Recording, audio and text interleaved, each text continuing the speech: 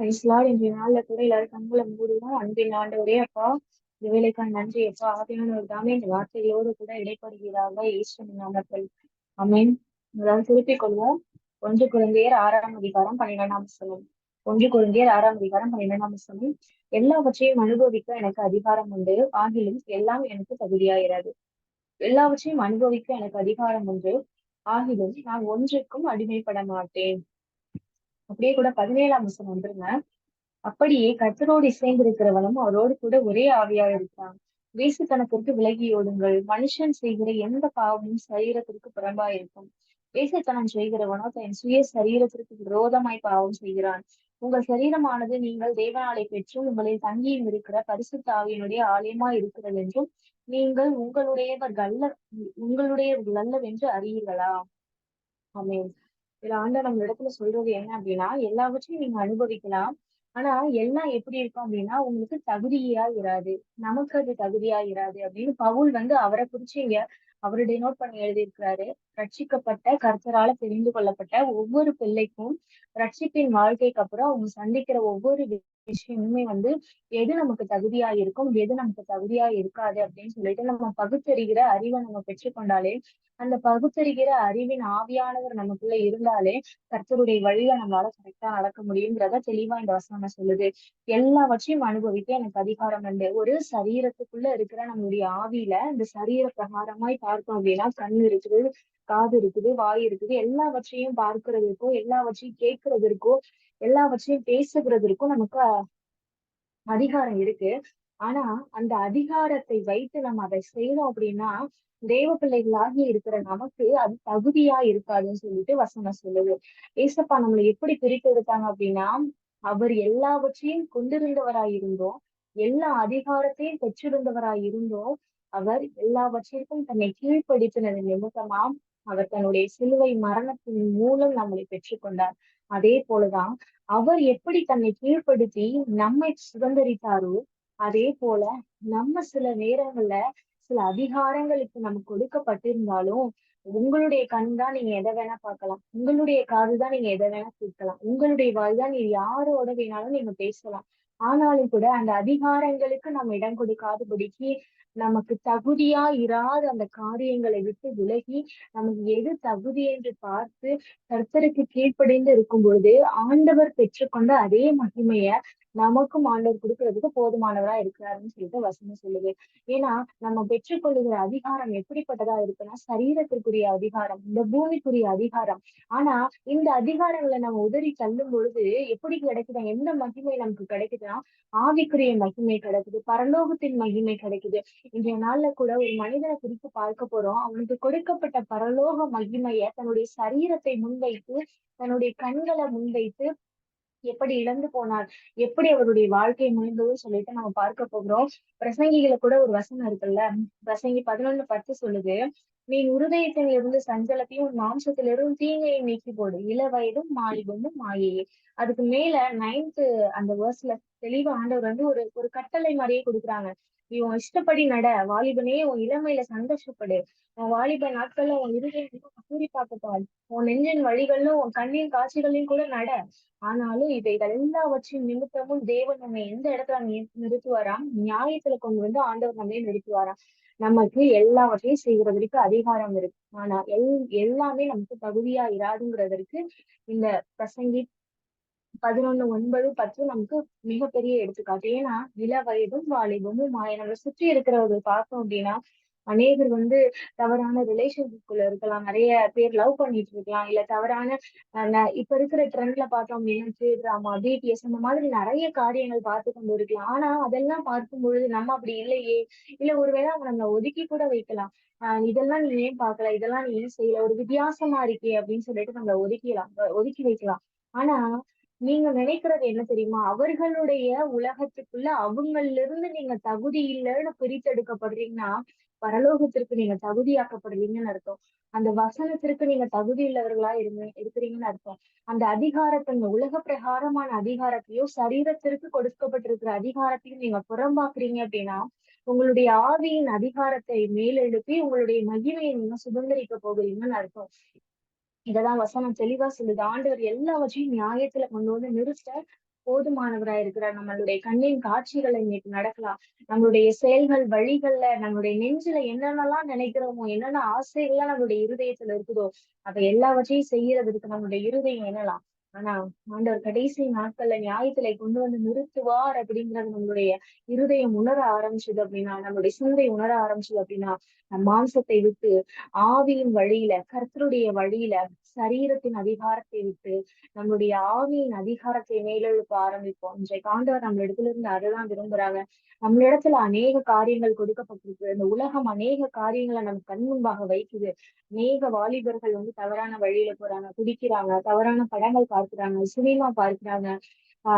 நிறைய நிறைய தன்னுடைய சுய சுயமாய் தன்னை க்ரூம் பண்ணிக்கணும், இந்த உலகத்தின் காரியங்களை தங்களை மேன்மையாய் வைத்துக் கொள்ளணுங்கிறதற்காக அநேக காரியங்களை ஈடுபடுறாங்க. ஆனா கர்த்தர் நமக்கு கொடுத்திருக்கிற அதிகாரம் என்ன தெரியுமா? வானத்தையும் பூமியையும் படைத்த சர்வலோகத்தின் அதிகாரம் நமக்கு கொடுக்கப்பட்டிருக்கு. சர்ப்பங்களையும் தேள்களையும் மிதிப்பீர்கள் என்று வசனத்தின் மூலமா ஆண்டவர் நமக்கு அதிகாரம் கொடுத்திருக்கிறாரு. இதை வெறும் கண்ணால நம்ம பார்த்தோம் அப்படின்னா இந்த உலகத்தின் காரியங்கள் மாத்திரம்தான் நமக்கு தெரியும். ஆனா ஆவிக்குரிய கண்களால பார்க்கும் பொழுது ஒவ்வொருவரையும் நம்ம ஜெயிக்கிறத நம்மளால பார்க்க முடியும். ஏன்னா அந்த அதிகாரத்தை நம்ம சரியா பயன்படுத்தும் பொழுது அவர் கொடுத்திருக்கிற ஆவிக்குரிய அதிகாரம் எப்படிப்பட்டதுன்னா அது மாம்சத்துக்குரியதாகவும் சரீரத்துக்குரியதாகவும் இல்லாம இருந்தது நிமித்தம்னா ஏசப்பா அந்த சரீரத்தை ஒடுக்கி தன்னுடைய மாம்சத்தையும் கிழிக்க ஒப்பு கொடுத்தது நிமித்தம்னா அவருடைய ஆவி மேலெழும்பி பிசாசின் கிரியைகளை அழித்து போட்டு வசனம் சொல்லுது, சிலுவையில அவனை அலங்கோலமாக்கி வெற்றி சிறந்தார். நினைத்துக் கொள்ளுங்க, இப்படி நினைச்சு பாருங்க. ஆண்டவர் இந்த சிலுவை மரணத்தை செஞ்சு முடிச்சதுக்கு அப்புறம் சாத்தான போய் பாதாளத்துல இருந்து பிடிச்சு இழுத்துட்டு தர தரன்னு ரோட்ல அவனை அசிங்கப்படுத்தி கொண்டு போனா எப்படி இருக்குமோ அலங்கோலமாக்கினார். அவனுக்கு இருந்த எல்லா காரியங்களும் அவனை வெட்கப்படுத்தினார். அவனுடைய எல்லா சத்துவம், அவனுக்கு இருந்த எல்லா பலனையும் எல்லா வல்லமைகளையும் உறிந்து கொண்டார் என்று வசனம் சொல்லுது.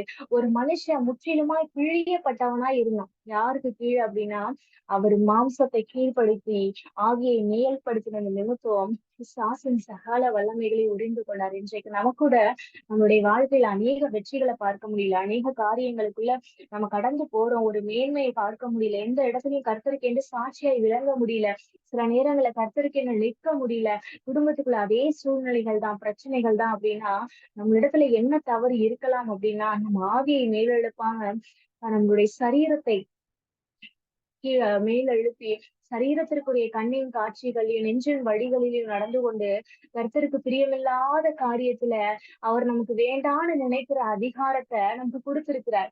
நமக்கு சரீரம் கொடுக்கப்பட்டிருக்கு, கண் கொடுக்கப்பட்டிருக்கு, எல்லா அவயவங்களும் கொடுக்கப்பட்டிருக்கு.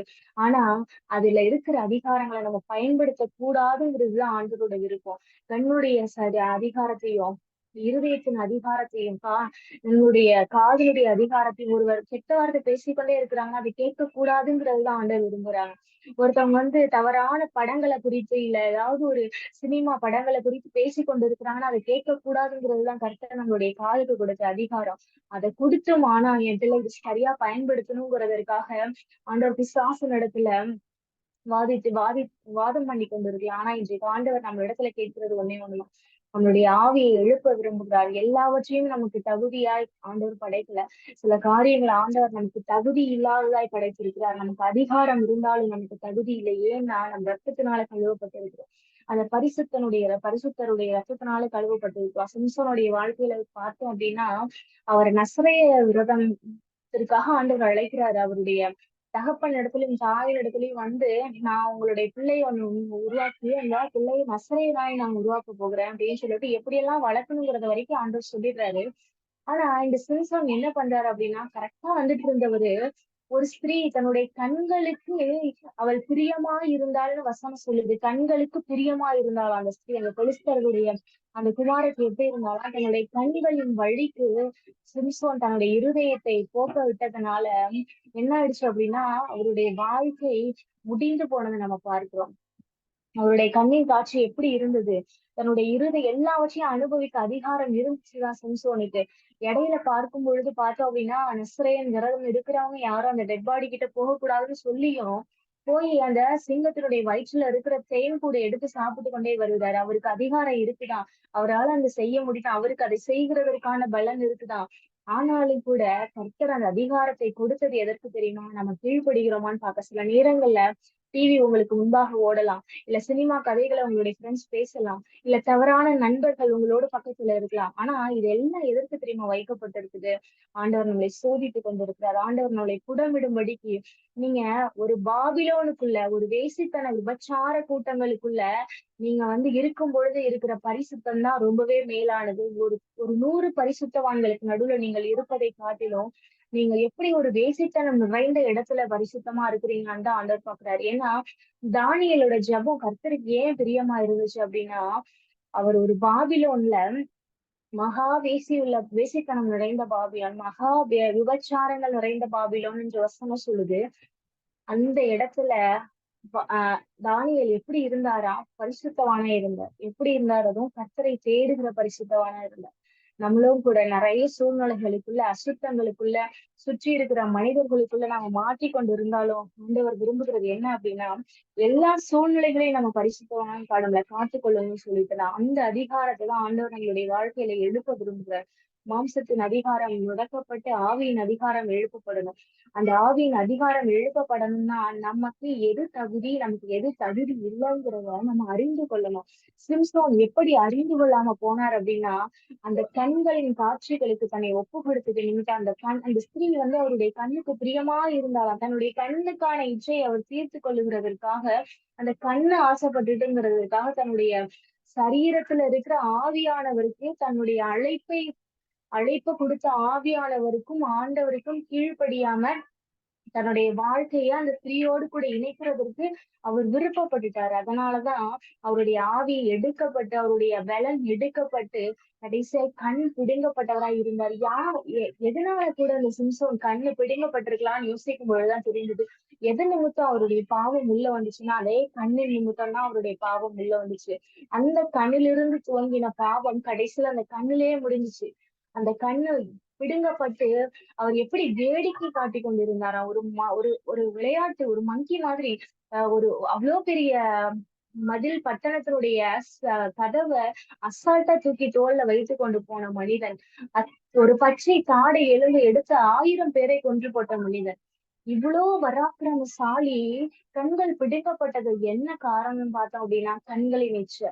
தன்னுடைய மாம்சத்தின் இச்சைய கண்கள் மூலமா அவர் தெரிந்து கொண்டது நிமித்தம் அவருடைய வாழ்க்கையில ஆவியானவரை இழந்து போனார். இன்றைக்கு கூட கர்த்தர் நம்மளை அழைக்கிற காரியம் ஒன்னே ஒன்றுதான்.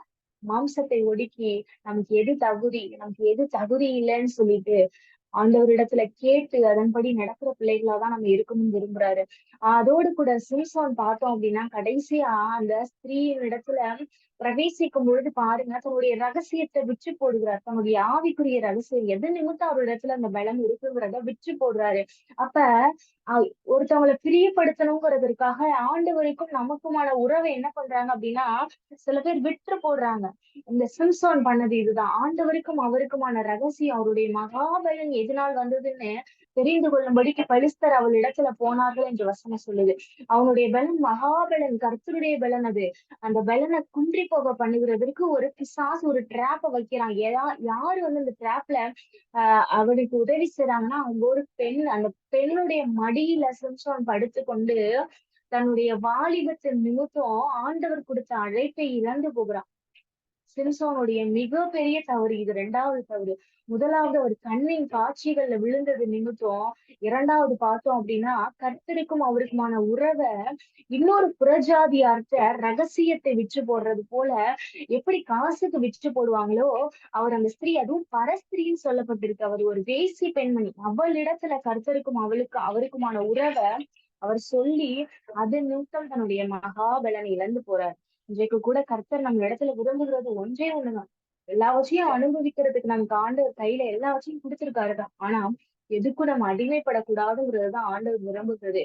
எப்படிதான் அந்த ஆதாமுக்கும் ஏவாளுக்கும் ஆண்டவர் எல்லா தோட்டத்தின் எல்லா கனிகளையும் விருட்சங்களையும் புசிக்கிறதற்கு ஆண்டவர் பெர்மிஷன் கொடுத்திருந்தாரு. ஆனா நடுவுல இருக்கிற நன்மை தீமை அறியத்தக்க கனியை மாத்திரம் புசிக்க கூடாதுன்னு ஆண்டவர் சொல்லியிருந்தார். ஏன் ஆண்டவர் அந்த அந்த மரத்தை வைக்காமலே இருந்திருக்கலாமே நமக்கு நிறைய கொஸ்டின் வரும். ஆனா ஆண்டவருக்கு வேணுங்கிறது என்னன்னா வைத்திருக்கிறேன், ஆனா என்னுடைய பிள்ளை என்னுடைய வார்த்தைக்கு கீழ்ப்படியுங்கிற ஒரு ஆண்டவருடைய நம்பிக்கைதான் அந்த ஆதாம் மேலேயும் ஏவாள் மேலேயும் ஆண்டவர் வைத்திருந்த அன்பு, அது நிமித்தம் தான் எங்க பிள்ளைங்க, நான் உருவாக்குன மனுஷன் கண்டிப்பா எனக்கு கீழ்ப்படிவாங்கிற ஆண்டவருடைய நம்பிக்கை அன்றைக்கு ஆதாமும் ஏவாளும் கெடுத்து போட்டாங்க. அந்த நிமித்தம் தான் உலகத்துக்குள்ள பாவம் வந்துச்சு. இன்றைக்கும் கூட ஆண்டவர் நம்ம மேல வைத்திருக்கிற நம்பிக்கை எப்படிப்பட்டது தெரியுமா? பரிசுத்தவானவங்களை காத்து கொள்ளும்படிக்கு நீங்க போராடணும்னு விரும்புகிறார். யோசேப்பு பாவத்தை விட்டு பாவத்தோடு கூட போராடல. பாவத்தோடு கூட அந்த ஆஹ் அந்த மனுஷனுடைய வீட்டுல அந்த போத்திபாருடைய மனைவி இடத்துல போராடல பாருங்க. பாவத்துக்கு விலகி ஓடிட்டான். அதே போலதான் நம்மளுடைய கண்ணின் காட்சிகளும் நெஞ்சின் வழிகளும் ஆண்டவர் இடத்துல இருந்து நம்மளை பிரிக்க கூடுமானால், நம்மளை பிரிக்குமானால் அதுல இருந்து நம்ம விலகி ஓட கற்றுக்கொள்ளணும். கண்ணின் காட்சிகள், டிவி, சினிமா, மொபைல், ஒரு 10 மினிட்ஸ்க்கு மேல ஆண்டவர் இந்த மொபைலை எடுக்காதுன்னு சொன்னா கண்டிப்பா நீங்க எடுக்காதீங்க. ஏன்னா அது உங்களை விட்டு கண்டிப்பாய் பிரிக்க கூடும். நீங்க தவறான படங்களை பார்ப்பீங்கன்னு சொல்லல. ஒரு தவறான ஆட் வரலாம். ஒரு தவறான இதன் மூலமா பிசாசு உங்களுக்குள்ள கண்ணி வைக்கலாம். ஆண்டவர் சொல்லுகிற ஒரே ஒரு காரியம், எல்லாத்துக்கும் அதிகாரம் நான் கொடுத்துட்டேன். எது நன்மை எது தீமைங்கிறத அறிந்து நீங்க எதை எடுத்துக்கணுங்கிறதையும் உங்களுடைய அறிவுல கொடுத்திருக்கிறேன். அதன்படி செயல்படுகிறதற்கு எது உங்களுக்கு தகுதி, எது உங்களுக்கு தகுதி இல்லைன்னு பிரித்து நீங்க பார்க்கணுங்கிற ஆவியை இன்றைக்கு நம்ம கேட்க போறோம். அந்த அறிவை நமக்கு ஆண்டவர்கிட்ட கேட்க போறோம். எல்லாரும் கண்களை மூடி ஏசப்பாட்ட கேட்போமா? எது நன்மை எது தீமை, எது எனக்கு தகுதி எது எனக்கு தகுதி இல்லைன்னு சொல்லிட்டு எனக்கு சொல்லி கொடுங்க ஏசப்பான்னு சொல்லிட்டு கேட்போம். எல்லாரும் கண்களை மூடி. அன்பின் ஆண்டவரே, அப்பா உண்மை நன்றியோடு துதிக்கிறோம், ஸ்தோத்தரிக்கிறோம் அப்பா. அப்பா இந்த வேலையில கூட அப்பா எல்லாம் எங்களுக்கு தகுதியா இருக்காதுன்னு சொல்லி இருக்கிறீங்க அப்பா. எல்லாவற்றையும் அனுபவிக்க எங்களுக்கு நீங்க அதிகாரம் கொடுத்திருந்தாலும் சுவாமி, அப்பா எல்லாம் எங்களுக்கு தகுதி இராதேசப்பா. ஆண்டவரை ஒன்றுக்கு நாங்கள் அடிமைப்படாதபடிக்கு கர்த்தருக்கு மாத்திர சுதந்திரவாளிகளாய், கர்த்தருக்கு மாத்திரம் உடையவர்களாய், கர்த்தருக்கு மாத்திர கீழ்ப்படுகிறவர்களாய், கர்த்தருக்கு மட்டும் அடிமைப்பட்டவர்களாய் அப்பா தகப்பனே எங்களை மாற்றுங்கப்பா. யார்கிட்ட அப்பா பழகணும், யார்கிட்ட பழகக்கூடாது, எங்கள் கண்களின் காட்சிகளிலும் நெஞ்சின் வழிகளிலும் நாங்கள் நடக்காதபடிக்கு இவைகள் எல்லாம் எங்களை நியாயத்துல கொண்டு வந்து நிறுத்தும் என்பதை எங்களுடைய இருதயத்துல வைத்து ஒவ்வொரு நாளும் அப்பா நாங்கள் செயல்பட கர்த்தர் நீங்க எங்களுக்கு கிருபை கொடுங்கப்பா. ஒவ்வொரு நாளிலும் அப்பா தேவனுடைய மகத்துவங்களை மாத்திரம் பார்த்து நீர் எங்களுக்கு கொடுத்திருக்கிற அந்த மகா கிருபையும் இரக்கமுள்ள ரட்சிப்பையும் சுதந்திரித்து முடிவு வரியெல்லாம் அப்பா அதை பற்றி கொண்டு ஓட எங்களுக்கு போதுமான பலனை அருளுவீராக என்று செபிக்கிற ஆண்டவரே. ஆண்டவரே தகப்பனே, எல்லா தகுதியும் எங்கெல்லாம் அப்பா தகப்பனே தகுதி இல்லாத காரியங்களை நாங்கள் செய்தது நிமித்தம் இப்பொழுது ஆண்டவரே தகப்பனே வேதனையில இருக்கிறோமோ, ஏதோ எங்களுடைய கண்களை நிச்சயிக்க ஒப்பு கொடுத்தது நிமித்தம், ஏதோ எங்கள் இருதயத்தை நிச்சயிக்க ஒப்பு கொடுத்தது நிமித்தம் யார் யாருடைய வாழ்க்கையெல்லாம் கோணலா இருக்குதோ, இயேசுவின் நாமத்தினால இந்த வேலையில இயேசுவின் நாமத்தினால எல்லாம் சீராகட்டும், கர்த்தருடைய கட்டுப்பாட்டுக்குள்ள வரட்டும் என்று செபிக்கிறோம் ஆண்டவரே. கண்களின் காட்சிகள்லையும் நெஞ்சின் வழிகளில் நடக்கிற துணிகரத்தின் ஆவி எங்கள் இடத்திலிருந்து விலகட்டும் இயேசுவின் நாமத்தினால. கர்த்தர் எங்களுக்கு அப்பா உங்களுக்கு பயந்து நடக்கிற, உங்களுக்கு கீழ்ப்படுகிற அப்பா பகுத்தறிகிற அப்பா நன்மை தீயமை அறியத்தக்க ஆவியை அருளுகிறதற்காக நன்றி செலுத்துகிறப்பா. உங்களுடைய கரத்துல முற்றிலுமாய் தாழ்த்தி அர்ப்பணிக்கிறோம். நீர் மாத்திரம் பெறுங்க. இயேசு கிறிஸ்துவின் நாமத்தில் ஜெபிக்கிறோம் ஜீவனுள்ள நல்ல தகப்பனே, ஆமென். எல்லாரும் இணைந்து சொல்லுவோம். என் ஆத்துமாவே கர்த்தரை ஸ்தோத்திரி, என் முழு உலகமே பரிசுத்த நாமத்தை ஸ்தோத்திரி, என் ஆத்துமாவே கர்த்தரை ஸ்தோத்திரி, கர்த்தர் செய்த சகல உபகாரங்களும் இன்றைக்கும் மறவாதே.